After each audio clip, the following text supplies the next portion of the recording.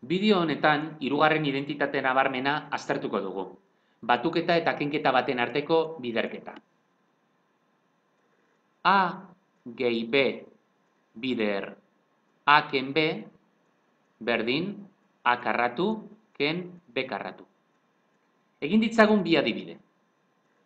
Esaterako, isa gehi bi I bider isa ken bi I. Argi dago, hau, hirugarren identitatea dela. Batuketa bat, bider, kenketa bat. Beraz, A eta B identifikatu beharko ditugu, bigarren atala lortzeko. Gure kasuan, A isa da, eta B bi I da. A karratura, isa karratura izango litzateke. Ken, B karratura, gure kasuan B, bi I da. B bi denez, parentesi artean, karratura. Hau bestera batera idatziko bagenu, isa karratu, ken, bi karratura lau, eta I karratura, I karratu. Goazen bigarren adibide batekin.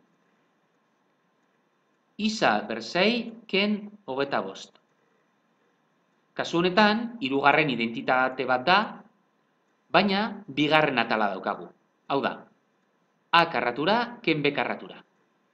Beraz, hemen A izkutatuko da, eta beste batugai honetan B izkutatuko da. Zein da Aren balioa? Elementu bat berbi eduki beharko dugu hemen, eta hemen beste elementu bat berbi. Hau argi dago, erreza da. Bost berbi 25. Eta kasu honetan, isa berriru izango litzateke. Isa berriru berbi, iru bider bi, 6. Beraz, A elementua isa berriru, gehi B elementua, 5.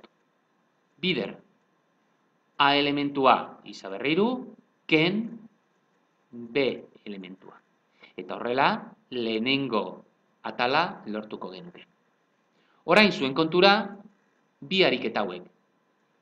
Identitate nabarmen hau osatu, lehenengo atala lortuz, eta hirugarren identitate nabarmena nola lortzen den asmatzea. Hau da, lehenengo ataletik bigarren atalera pasatzeko eman beharreko pausoak zuen kontu.